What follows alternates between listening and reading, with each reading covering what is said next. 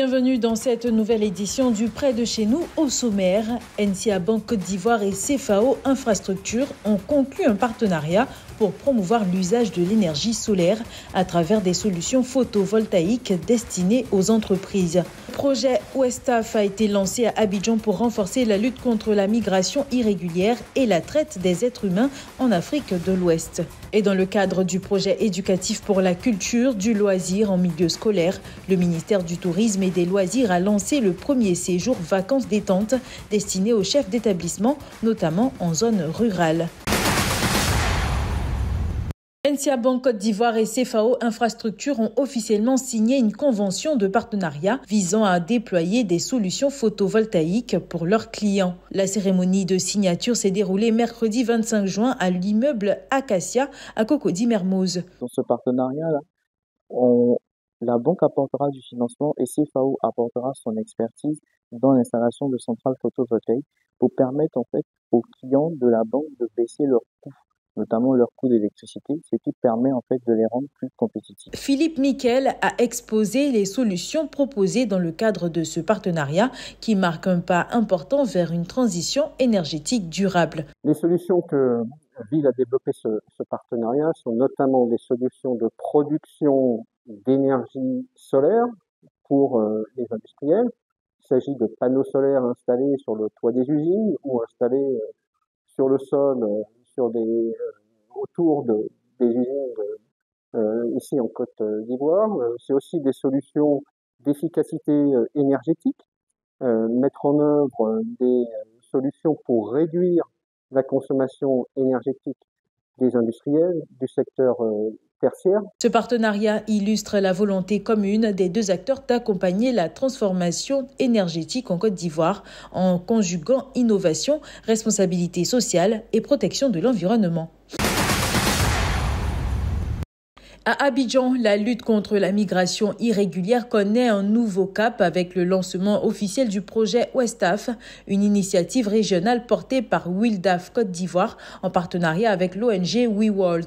Financé par l'Union européenne à travers l'ICMPD, ce projet entend freiner les départs à risque et mieux protéger les populations vulnérables, notamment les femmes et les jeunes. Quand on parle d'immigration illégale ou bien clandestine, ayons le courage de dire la vérité à nos jeunes frères, surtout aux étudiants, ceux qui sont partis loin à l'école. J'ai eu le courage de revenir au pays. Mais est-ce que ceux qui sont là-bas, ils ont le courage de revenir au pays?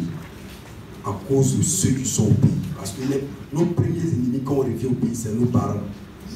Ce sont nos amis. Se moquent de nous. La cérémonie de lancement a réuni partenaires institutionnels, acteurs de terrain et bénéficiaires. L'occasion de présenter des grandes lignes du projet et de débattre des stratégies à mettre en œuvre. Vous avez tous les partenaires, les ministères techniques qui sont là aujourd'hui. Parce que quand vous prenez un migrant, vous avez d'abord son accueil, vous avez sa protection, vous avez sa mise en forme dans la société elle-même, la prise en charge psychologique parce qu'ils sont quelquefois traumatisés, l'assistance médicale.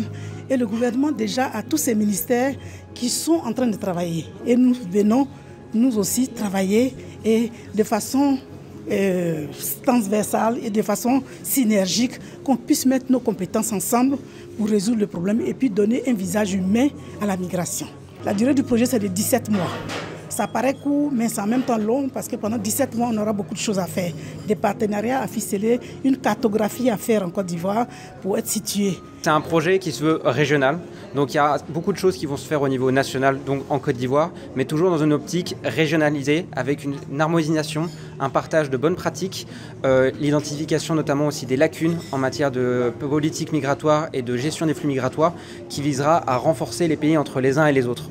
Déployé dans 5 pays dont le Bénin, le Burkina Faso, le Mali, le Togo et la Côte d'Ivoire, Ouestaf s'inscrit dans le cadre de politique migratoire pour l'Afrique 2018-2030.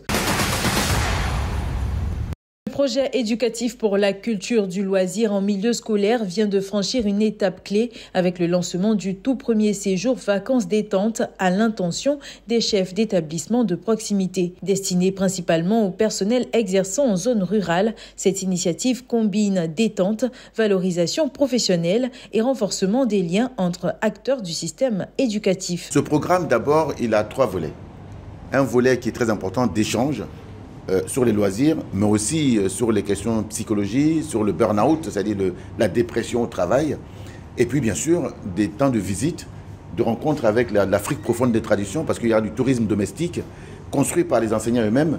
Ils iront rencontrer les villageois, passer du bon temps avec eux, apprendre à tisser le tissu, le détisserand, et puis consommer local, c'est-à-dire que les villageois vont leur faire à manger.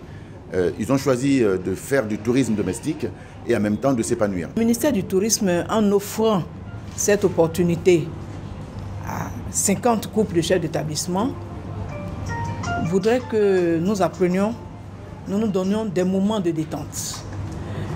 Nous ne sommes ni une association, ni un groupement religieux, ni un groupement politique. Porté par le ministère du Tourisme et des Loisirs, ce projet promeut une vision inclusive de l'accès aux loisirs en misant sur le bien-être du personnel éducatif comme levier d'amélioration de la qualité scolaire.